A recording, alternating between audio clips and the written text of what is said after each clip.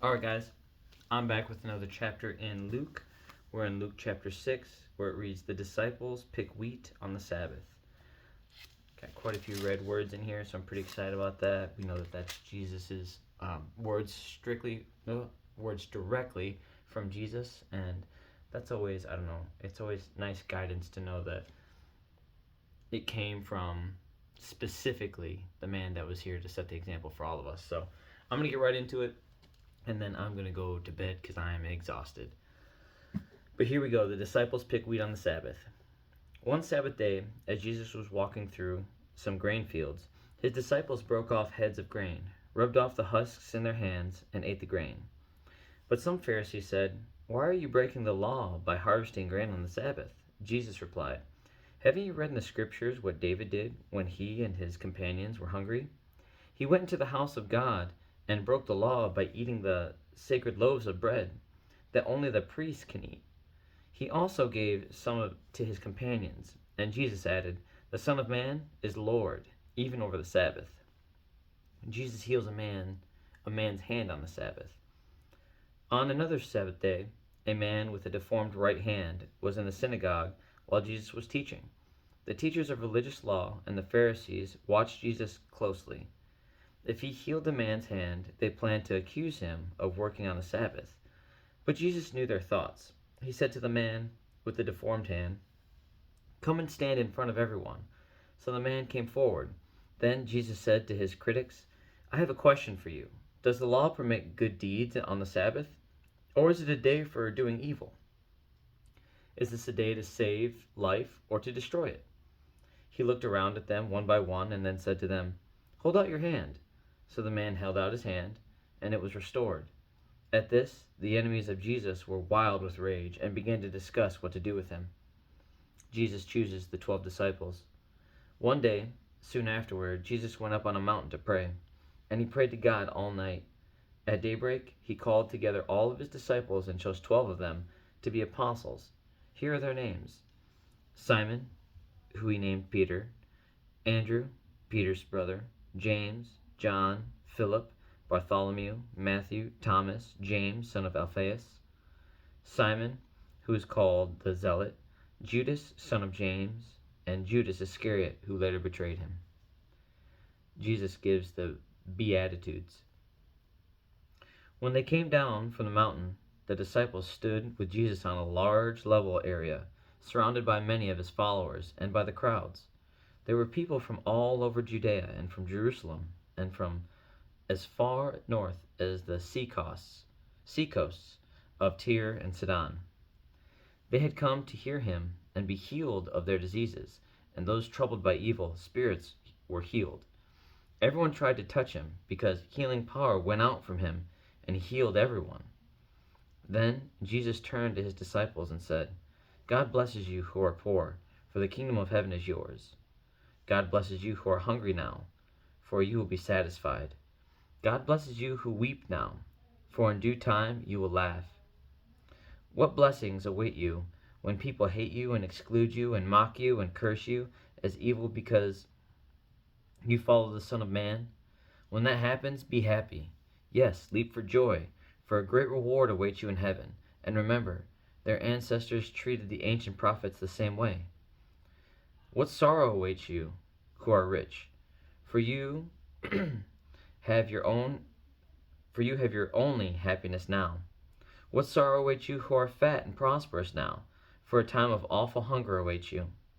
What sorrow awaits you who laugh now? For your laughing will turn to mourning and sorrow. What sorrow awaits you who are praised by the crowds? For their ancestors also praised false prophets. Jesus teaches about loving enemies. But to you who are willing to listen, I say, love your enemies, do good to those who hate you, bless those who curse you, pray for those who hurt you. If someone slaps you on one cheek, offer the other cheek also. If someone demands your coat, offer your shirt also. Give to anyone who asks. And when things are taken away from you, don't try to get them back. Do to others as you would like them to do to you. If you love only those who love you, why should you get credit for that? Even sinners love those who love them. And if you do good only to those who do good to you, why should you get credit? Even sinners do that much. And if you lend money only to those who can repay you, why should you get credit? Even sinners will lend to others, even to other sinners, for a full return. Love your enemies, do good to them, lend to them without expecting to be repaid. Then your reward from heaven will be very great, and you will truly be acting as children of the Most High, for He is kind to those who are unthankful and wicked. You must be compassionate, just as your Father is compassionate. Jesus teaches about judging others. Do not judge others, and you will not be judged. Do not condemn others, or it will all come back to you. It will all come back against you. My goodness, I'm falling apart. Forgive others, and you will be forgiven. Give, and you will receive. Your gift will return to you in full, pressed down, shaken together to make room for more, running over and poured into your lap. The amount you give will determine the amount you get back. Then Jesus gave the following illustration.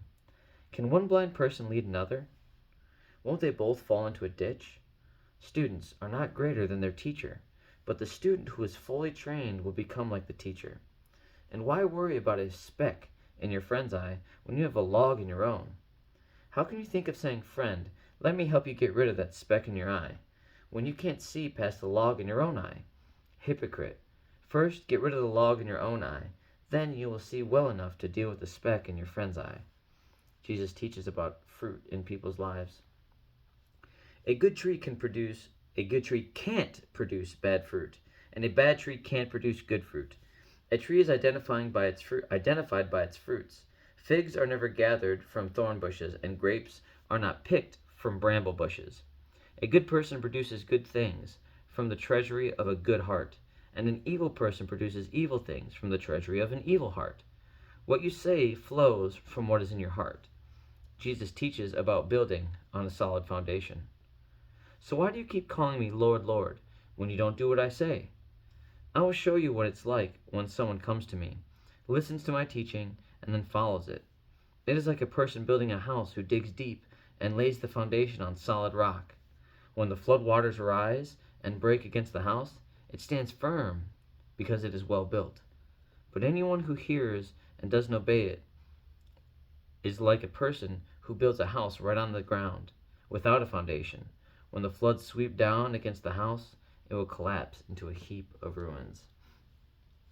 So, I absolutely love this verse, this chapter. Apologies. So many red words, and with the Beatitudes in combination with the teaching about judging others and loving your enemies, it's such powerful stuff. And I love the fact that it says love your enemies, because so often do we struggle to love the people that we love. I mean, how crazy is that? Our own family, people that we share blood with, and we don't treat them to the best of our ability. And we fall short whenever we think of someone, oh, hey, this person can't do much for me, so I'm not going to go out of my way to bless them. When he tells you, when you bless people that cannot do that in return to you, the reward you'll get in heaven and the reward that you'll receive for that will be returned to you. And it'll be returned in such a manner that it'll be full, packed down, ready for you to receive even more. So an overflow. And the turning of the cheek and not judging others, because that's something that I don't want to say that I struggle with, because I'd like to think that I don't struggle too much. But if I'm being honest, any self-reflection, I've been a person of discipline my entire life, at least most of my life. So I won't say my entire life, but my entire adult life, I'll say that. And sometimes I get confused when I see people struggle with specific things, and that's my own log in my own eye. Like, how dare I go out and fix that speck in their eye, or maybe try to adjust these certain things, when a lot of the reasons why I have forced myself to be so disciplined was because of what I lacked so much. And for me to not have a loving, caring, tender eye towards those other people with similar struggles, I'm just on the other end of that cycle. It just doesn't do them justice. It doesn't do me justice. And it makes me a hypocrite. And I don't want to be that. I just want to be loving. And I know that I'm going to fall short of that perfect example that Jesus is, but in knowing what it's supposed to look like, I can at least make a better attempt, you know? What is that saying? The pursuit of perfection often finds you at excellence. It's something like that. That's probably me paraphrasing it. But I don't know. I want to reach that excellence in service to God. And I think that that's possible. Perfection? No. He says I'm going to fall short all the time. But I think that his works through me can be pretty awesome. But it's going to be all him. It's all up to him. He's already portioned out my faith. He's already portioned out what I need. I just got to believe. And he's going to give me the faith, and I'll take care of the rest. And he'll take care of the rest. Ooh, let me fix that. He will take care of the rest. Capital H, not me. Lowercase m. Okay. But on that note, have a good night. God bless. I love you guys. Jesus loves you. And I'll be back tomorrow with a chapter 7 reading of Luke where it reads, "A Roman officer demonstrates faith." One of my favorite passages, actually. Have a good night, guys.